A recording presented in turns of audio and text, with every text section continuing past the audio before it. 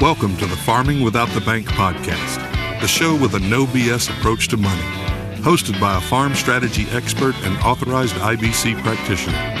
Join us as we get real and expose the flaws of traditional financial institutions in order to help farmers take control of their finances, create peace of mind, grow their wealth, and leave a legacy. Now, here's your host, Mary Jo Irmen.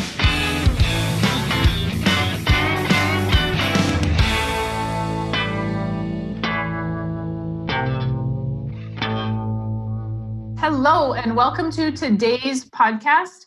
Thank you for returning, and thank you for joining in again. If you are new, welcome aboard to Farming Without the Bank. Today, I have another one of our clients on, and that is Randy Morris from Johnson, Kansas.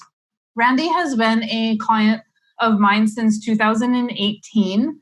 I know 2018 doesn't seem like a very long time ago. It's 2020. But you have done a lot since 2018. Randy farms in Kansas, obviously, and he has a very unique story that he's going to share with us today, and I'm excited for a lot of you to hear that. So thank you very much, Randy, for joining us and sharing all your experiences. Thank you for having me, I guess. Yeah, you're doing me the favor. I appreciate it. So let's first, if you don't mind, I ask everybody like how they heard about the book and all that stuff, but I think I would like to start your interview with you just telling us a little bit about what you have going on with your operation. Because you grew up on a farm operation. Yes. Your dad, you were able to use his equipment, but you had to buy all of your own land. You have 3 children, none of which want to farm. So you are doing something that I feel is very unique in the farm industry because I just don't hear about it or see it a lot. But you are helping 2 young men get started with you so that you are able to pass some of that off. Yeah. Basically the reason why I wanted to do that is because I remember when my dad, it was pretty tough times in the 80s. And my dad told me I couldn't come back to the farm. And he says, there's not enough here. He was a partner with another guy and subservient partner. He didn't have as much interest as the other guy. And he basically told me there's no way I could come back and farm. And so I went to college thinking that and really did not know what to do, but I always wanted to farm. So when I came back in 1985, some of the neighbors asked me, what are you going to do? And I said, well, I'd like to start farming, and a couple of them almost even had a chuckle in their voice. They were, there's just no way, and it was hard because nobody wants to rent to you because you don't have anything. And it's pretty tough. And I went through that whole deal, but, and I was basically 22 when I came back. And I basically didn't get started farming until I was about 30, that I took some other jobs and stuff like that and got the first quarter of ground I got, Dad let me, and I rented it, and Dad let me use his equipment, and I paid him for the equipment, and that's where we started. And I've had some other guys, an older gentleman help me partner with him and on some land, and that helped me get started, but I didn't utilize, I don't know if they was even available, some of the farmer starting loans and that kind of stuff, but I don't even know if there's available, but I didn't use any of that stuff. So basically, you got to have help to get started. And that's what I want to, this guy, a couple of these guys, they want to be owners, and they're smart enough to do it, but there's just no way don't want to be like that other guy that told me I couldn't do it, but I want to give him a chance, because it is hard to start without family. And they're not family friends. No, they're not family. No. So so tell us a little bit about how you're helping them. Well, basically, we started a new farm. We rented some ground just this last year. Started a new farm, and my plan for this farm is to be the transition farm. I'm the third owner. It's an LLC. I'm a third partner in it. or owner in it, and they are each a third. And I'm going to transition my farm to that farm over the next 5 to 10 years. And in that farm, we're also, and I've already talked to you about this, we're going to start a new policy with each one of us, and with this farm owning that policy to be able to borrow money against it. But also my whole thought process, if we can get enough money in that, in 10 years, they'll have cash. They can buy me out, and I don't have to go and have a sale. I see, and I'm not saying it's wrong to go have a sale and just let all the other neighbors come in and just buy your stuff. But I that really hurts me because, I've done this for, 30 some years, and I don't really want to just let it all go away. If you talk about legacy and all that kind of stuff, I mean, what better legacy could you have if you help somebody else get started? Right. And you are, and then I get and tell the listeners, how many acres is the new farm with the partnership? Oh, the new farm, we rented 292 acres last year, and we added another quarter to it this year. So we're not talking like, and I think that's important because a lot of people think, well, I need 5,000 acres to start, or I need 1,500 acres to start. You're not starting with 1,500 acres and just giving them a ton of anything. They have had to, and we talked a little bit the other day. So I have some good information on how this is all working with Randy. But you started with small acreage. According to a lot of people, that's small acreage. So you started with some small acreage, but you has the new operation bought equipment or rented equipment from you? How is that working so they understand the cost of doing business? Yeah, of course, I charge them for the equipment that I have, but we purchased a fertilizer applicator, and we just signed a lease on a tractor just a couple days ago, and we bought a planter the other day. All that, and then I'm getting rid of my equipment, and try to put more equipment in that one so they can be a owner and make money on that farm. So hopefully in 10 years, it'll own all the equipment, and then it'll rent all the ground, and I'll be a third owner of that. And then with the life insurance policy after that, maybe 5 years after that, they just buy me out, and that's the plan. Yeah. Well, I'll tell you in 15 years if it works. We'll have you back on in 15 years. And I know there'll be hiccups, and there's going to be hiccups, Right. But they have say. Because it's a partnership. So you're not the one making all these decisions. You're helping them make the decision. You're presenting the idea, but they ultimately get to have a say in that decision. Yes. I've already given them quite a little bit of leadway to purchase things. And, there was one time this year I said, this is what we're going to do, but the other time it was a collective decision. Sometimes experience, but you hear them out. And that is the one thing, like I talk about the fact that I help 1% of the population, right? Because farmers are only about 1% of the population, and only 1% of that 1% are listening to this podcast today. And so if that makes me feel better. You're 1% of the 1%, Randy. But what's awesome is that you're 1% of the 1% that's open to listening. And if they bring an idea, you're not acting like the father that doesn't want to hear. Because can you tell us how old you are? I am 56. 56. The other owners are Michael is 42 and Edgar he'll be 21. Okay. So you've got a 21-year-old and a 42-year-old that have ideas that a 56-year-old is not going to have with technology and all those sort of things. So at least you're open to hearing those things and not just saying, hey, I'm the father of this operation. This is how we're doing it. Right. Yeah. Now, I one thing that I really love to see is trying to figure out what each of them do the best. my dad used to have cows, and when he lost his eyesight, we got rid of the cows, and I thought, oh, thank God we got rid of the cows, because I didn't have any part of the cows, but I had to help a lot with the cows. And so I know how to take care of cows. Well, Edgar, he likes cows. And so, this is, I'm back in the cow business with him because that's what his want is to be. And which is fine with me. And I've helped with the cows, and I don't hate them. Actually, it's kind of enjoyable because I really haven't done that much. So, and again, Michael, he's one of the greatest operators you could ever have.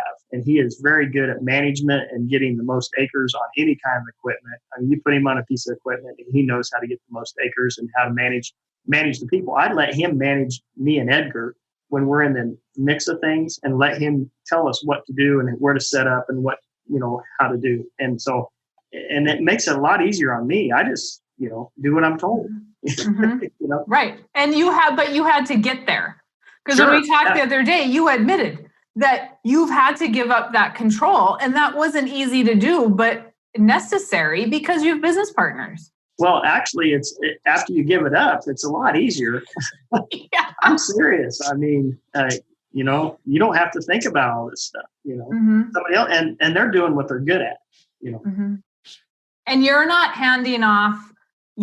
This is all land that you have, that you've purchased, that you're going to be moving over. So this isn't land that you inherited because your father just passed. Your mom is still alive, but you were just telling me before we started the interview that you've had to sell off some of your dad's land in order to pay for the care.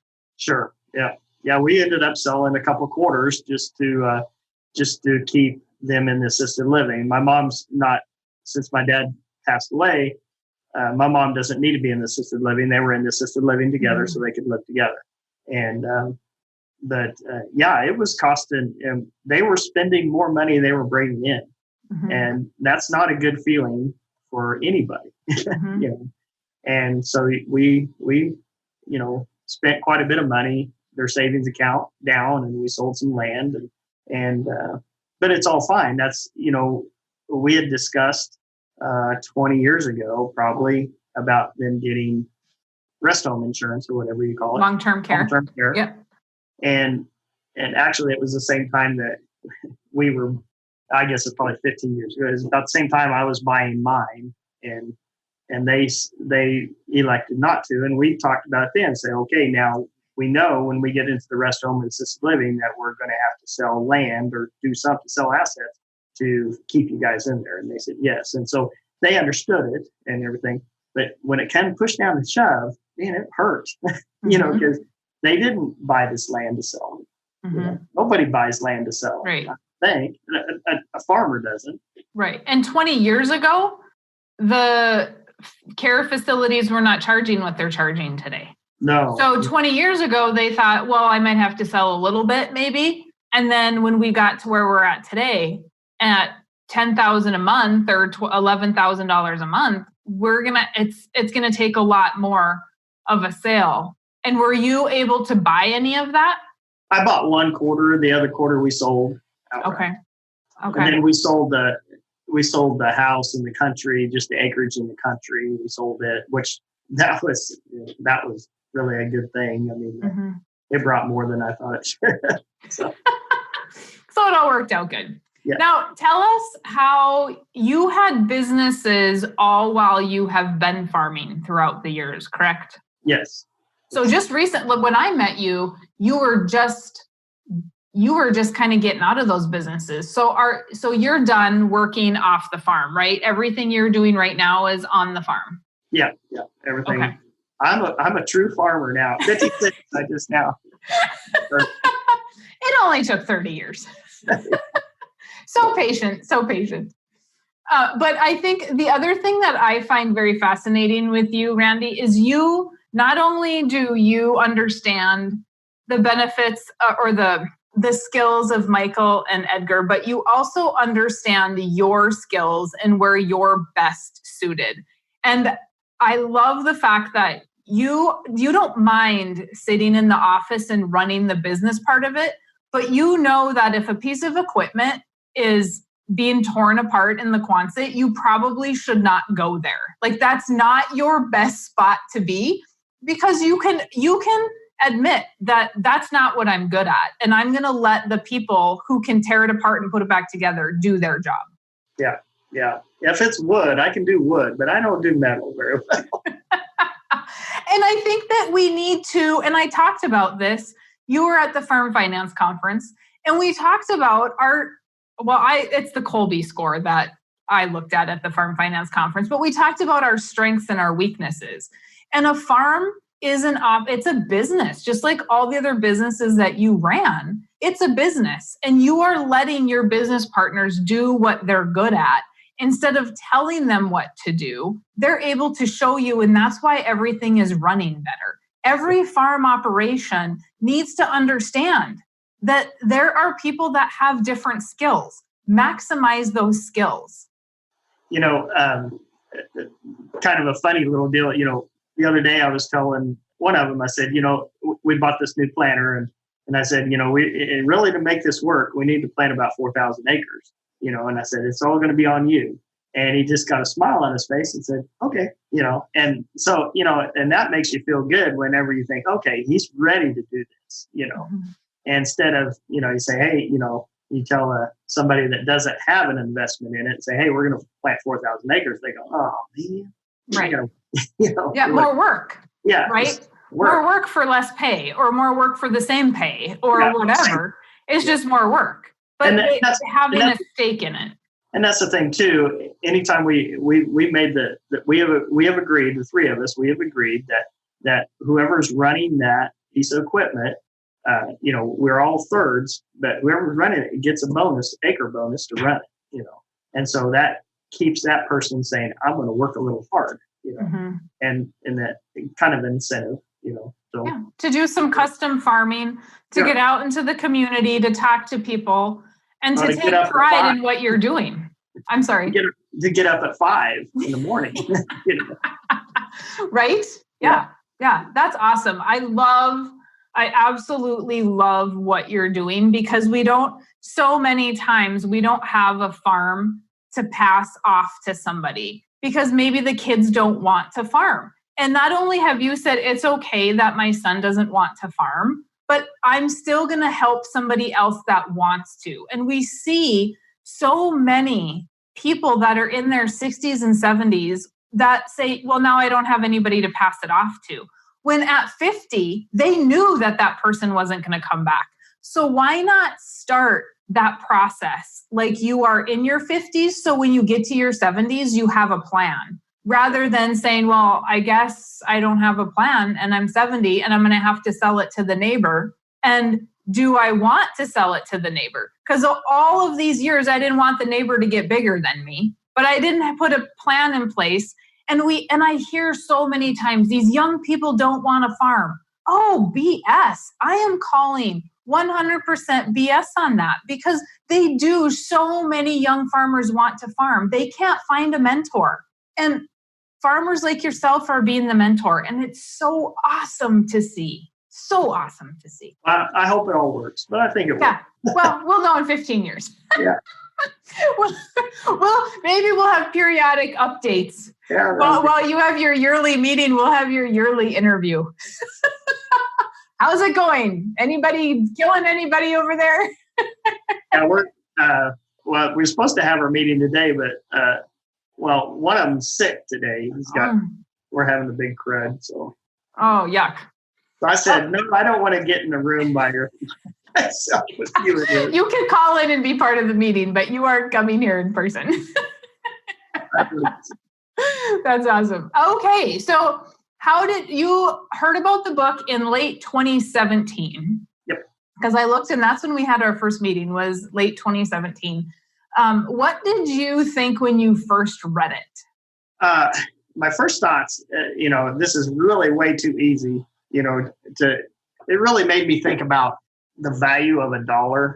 And if I could keep that $1 and use it over and over instead of just spending that $1, it sounds so easy.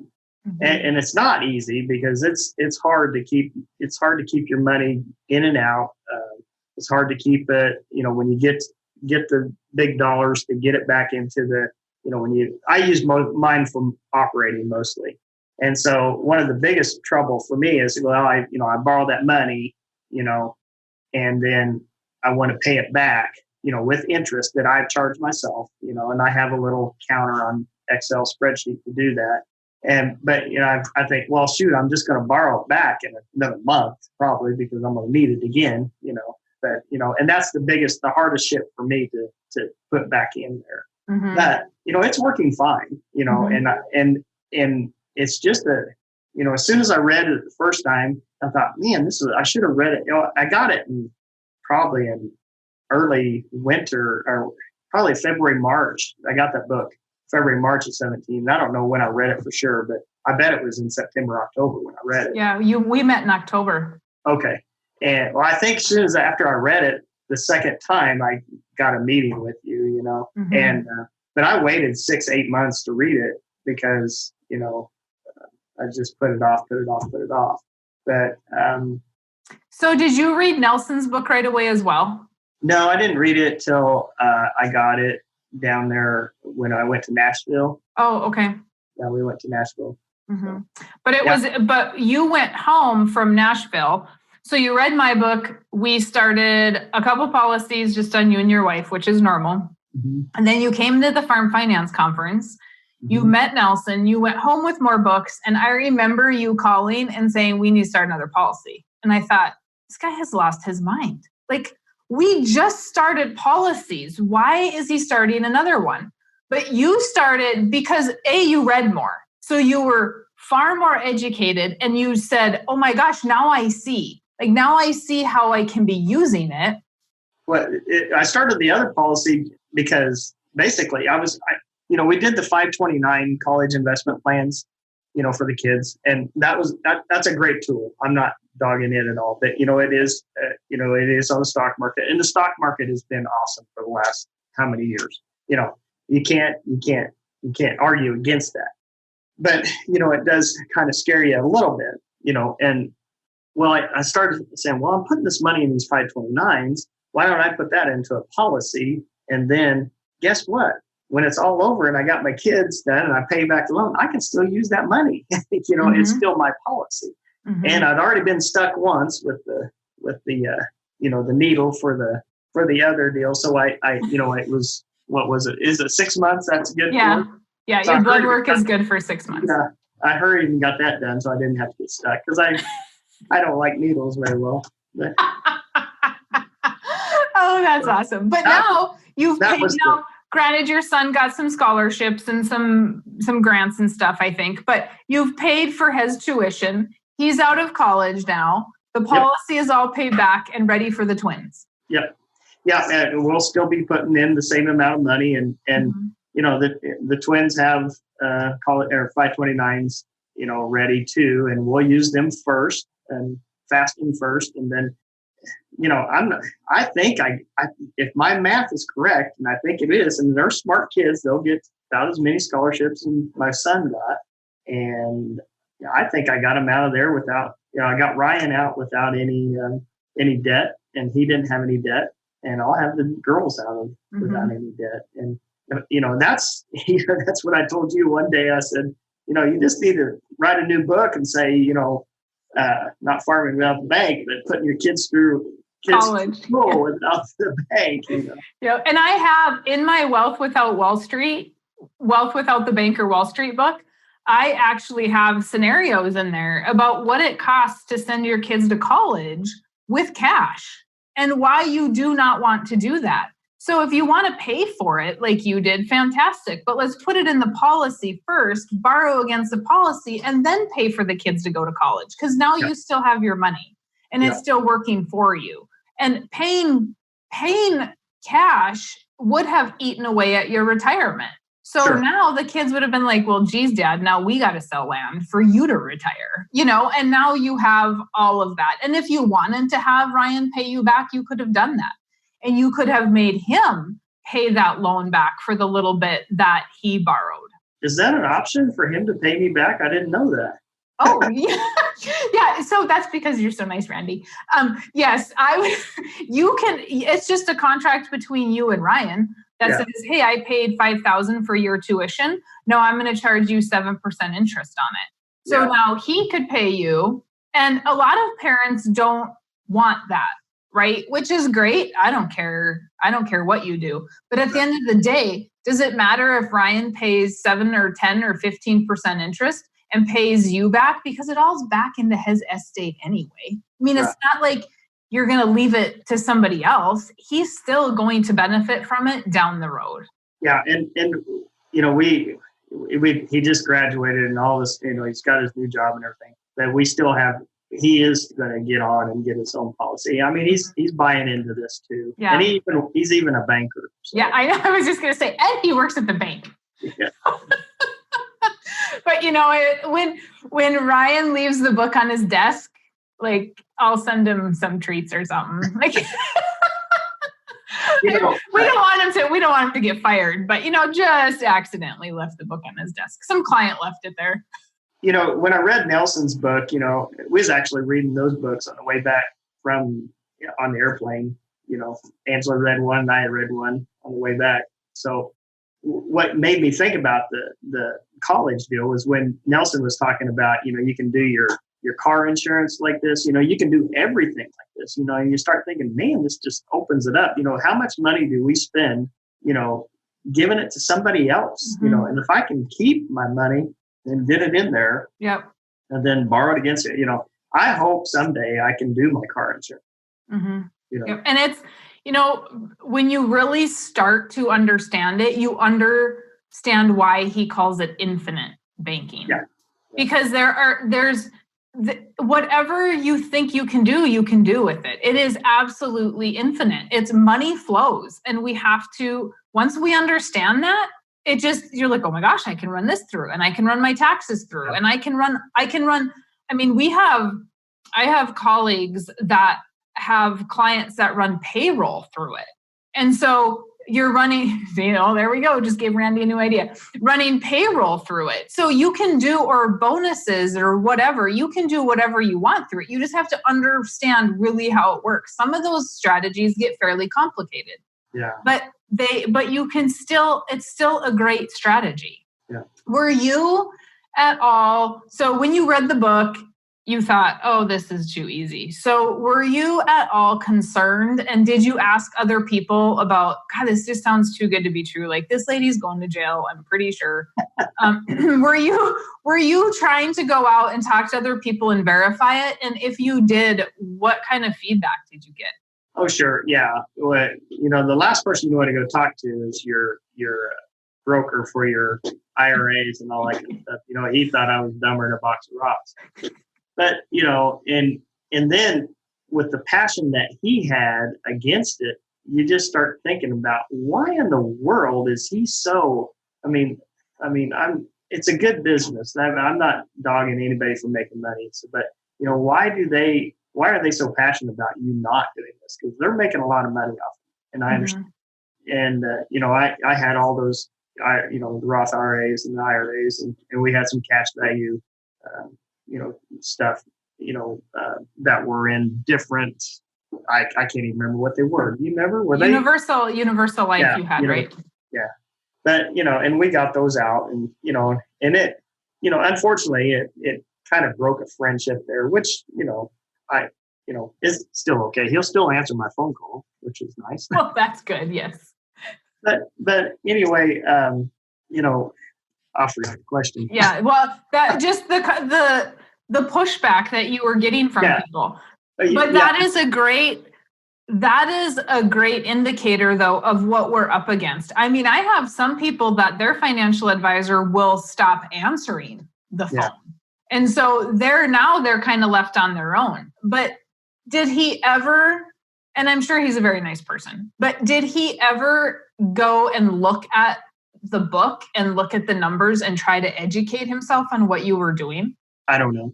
Okay. He said he understood the concept. Okay. But, yeah. I find that a lot and they don't. Yeah. Just because they don't, it's very much like I have a client who told his accountant, well, I'm going to be doing this. And his accountant's like, you are an idiot, basically. Like, why would you? That's the worst place you can put the money. And finally, after a year, he got him to read the book. And the accountant said, this is amazing. I'm going to buy a bunch of books and give them to my clients. Yeah. Because he just didn't know the structure. He didn't know how it could work. And so unfortunately, due to a lack of education and talking heads and what they were taught in school as a financial advisor or as an accountant, I've had accountants tell me, well, in the 80s, we were taught to put it in universal life and buy term and invest the difference. I mean, we're still going back to what we were taught in the 80s. Like instead of, he hasn't educated himself since the 80s. Like that's a little bit scary. You know, in the farming aspect, some people just don't realize how much, I mean, they see all the money that you bring in. They don't see how much you just really take home. Mm-hmm. You know, and if you can just keep a little bit, you know, I was paying an enormous amount of interest, you know, and granted, I sold a lot of stuff down to buy my partners out and that kind of stuff. You know, I sold a lot of stuff down and I got rid of some interest that way. But, you know, this is saving me some interest, you know. Mm-hmm. You know, I think that one, you know, I'm borrowing, you know, close to 80 or 90, I think, out of that deal. Mm-hmm. And I'm making that money on that money instead of the bank. And that's what my broker was kind of telling me, you know, what you can borrow, you know, he said, well, what are you going to get charged interest? I said, well, you know, I get charged interest from the life insurance company, which is, you know, 4% or something like that. And, you know, but I'm going to charge myself 8. And he goes, well, you can go to the bank and get a lot cheaper interest. I said, well, yes, I know, but it's their money, not my money. Right. You know? Right. Yep. And finally, he kind of caught on to that. You know, you know, I'm making that 8% or the net 4% or whatever, but not somebody else. Right. know? And it's the freedom and the control of having access to that loan. I mean, I still have bank loans, and I'm to the point where I am ready to pay. I mean, there's a point where you want to leverage your money, and yes, you want to go to the bank because it's cheaper. But I'm to the point where I'm so ticked off because they don't know how to look at my business and my income. And oh my God, it's 10 million questions to get a loan. I'm like, fine, I'll just pay cash. Like, this is ridiculous. I'm tired of the BS. And so, but now we have a choice. Yeah, you ought to try to be a farmer and your wife not work and then go try to buy a house. You know, I used to be in the real estate business, and there were so many guys that, you know, they would want to buy a house in town and they didn't have a W-2. You know, they didn't have any income to guarantee. I'm not guaranteed it. You know, they might have tons of assets out there, and they can buy this house, but they can't get a loan from Rocket Mortgage or somebody like that because they don't have a paycheck. Mm-hmm. Yep. You know? I was told by a banker that you're better off to go to McDonald's and get a job at McDonald's because you will have an easier time getting a home loan than if you're self-employed. Yeah. And it is like, I'm not even going to get into the stories, but like I walk out of the bank and go, am I a farmer? Like, is it really this difficult? Because they absolutely cannot understand. They can't read a P&L. They don't look at numbers. It's just, they check their little boxes, and it's so super annoying. So I am equally as frustrated, but yeah, every time I go in, I'm like, I could just as well be a farmer. You said, did I check? I remember when that first meeting, what made me think, okay, this thing is okay. When I asked you, what do you get out of this? I think I asked you that question. You did. You asked me how I make my money, I think, right? Yes. Yes. Mm-hmm. I said, well, how do you? So, you know, obviously you're going to get money made on the life insurance policy. I know. But, you know, then you said, no. And I said, is there any kind of fee here, you know, that I have to pay, you know, $1,500 a year to you? And you said no. And that right there said, okay, maybe this is not a bad thing. Yeah. Because I don't talk to you a lot, but we talk a fair amount. And I don't charge you to run strategies and to visit with you and look at what we're going to do and how we're going to do it.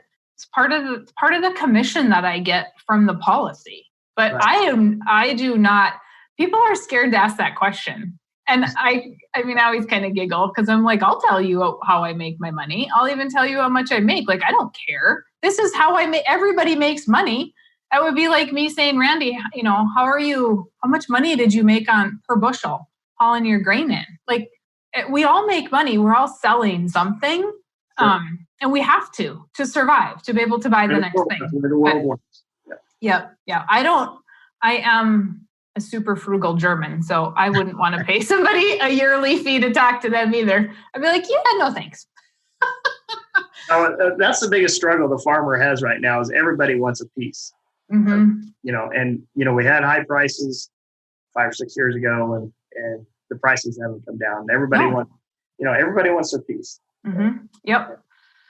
Have you been taking loans online? Have we been helping you with loans? How are loans working? I just usually fax the form in. Mm-hmm. Good. I just didn't take care of it myself, rather than go through you guys, which I'm not opposed to going through you guys. That's the way I do it. Yeah. But you are a farmer that doesn't absolutely hate the office. So. Well, yeah, I just got, it was kind of funny, the partners that I had before me, that retired, I learned to like the office because they didn't want to be here. Oh, sure. So, I would rather be out in the country, but that's okay. Yeah. And personally, I'm out in the country more now than I ever have been. I had a great year as far as, we had good crops, and it was a struggle. We don't have much, our wheat kind of sucks right now, but, we had good crops, and it's been a okay year, for the prices and that kind of stuff. And I'm in the country more. I with my other seed business and the real estate and all that kind of stuff I was doing before, I was so strung out, and I'm more relaxed, so I can be in the office a little bit. But that is something for everybody to hear again. He was a business owner more strung out than a farmer. So that puts it into perspective, right? This was not a good year, but you still had a little bit less stress, because no matter what you do, there's stress. Yeah. And there's no point in, it's hard to not dwell on it. I don't want to say there's no point in dwelling on it, because I like to dwell on the stress sometimes too, but there's nothing we can do about it. Like, I love Joyce Meyer, and she always says, sitting in a rocking chair doesn't get you anywhere. Like, nope. You just keep going back and forth. It's just like worrying. It doesn't get us anywhere. So can we provide the solution? Yeah. And you are a very positive thinker, and you're always looking for that solution. And that's awesome. It doesn't mean that there's not problems. It just means that, my gosh, we better be grateful for the few things we do have, right? Yeah. When we hang up here, I got some problems sitting on the table right here. Right. Okay. My final question to you is, do you have anything that you would like to tell people that haven't read the book, or that have read the book and haven't taken a step, or just any insight you'd like to share with anybody? I got the book down. I saw it on Facebook, and like I said, it was 6-8 months. Man, I wish I would have read that book before then. And, I really wish I would have had this when I was 26, and if I would have had this when I was 26, I don't know. I probably would have got cocky and lost it all anyway. But, you can be successful, with this. And that's what, if you just learn what a value of $1, if I can keep that dollar and use that 7, 8, 10 times, whatever, and I still have that dollar, yeah. You don't have to have the bank, and don't get me wrong, I still use the bank. I still have land loans. I still have an operating note. The new farm has an operating note, everything. But, I also loan money to that new farm to buy a piece of equipment, and I'm going to get paid. I think I'm going to charge them 7% because they need a little bit of break, but I'm going to make money. Yeah. And why wait is the moral of the story, right? Just get on it. And Yeah, you're not too make the old. Change. Right. I don't think of myself as old. I know some people look at me and think I'm old, but I wish I would have done it when I was 20, 25. But starting at 55, the numbers aren't much different. And we just looked at the numbers the other day when we ran illustrations on all three of you as business partners, and having a 26 and a 43 or whatever year old business partner, the cash value was the same on all of you. Death benefit is not going to be, but cash value growth is going to be very, very similar. And it's like we talked, what am I looking for? Am I looking to use this to borrow against, or am I using it for death value? Well, we can do whatever we want. I want it to use to borrow, use it to, I don't know when I'll die, but it doesn't matter. Right. Because any death benefit's going to go back into the corporation and into the partnership, because that's what those policies are intended for. So this was great, Randy. Thank you for your time. I appreciate you sharing and being here and taking the time. Okay. Thank you. All right, everybody. I hope that you enjoyed that episode and this podcast. I am telling you, Randy is doing stuff that nobody else is doing, and it excites me. It excites me that he is putting in the time and the energy to learn what he can do outside of what everybody else is doing. So let me know if you have questions, concerns, or comments, maryjo@farmingwithoutthebank.com. And if you have not rated the podcast, please do so. Don't ask me how. I have no idea. Thanks, and have a great day. Thanks for listening to the Farming Without the Bank podcast. We hope today's episode has inspired you to take control of your finances in new ways. Don't forget to check out our website, farmingwithoutthebank.com, and engage with us on our Facebook page, Farming Without the Bank. Join us next week as we smash more financial myths and empower you to accomplish your financial goals.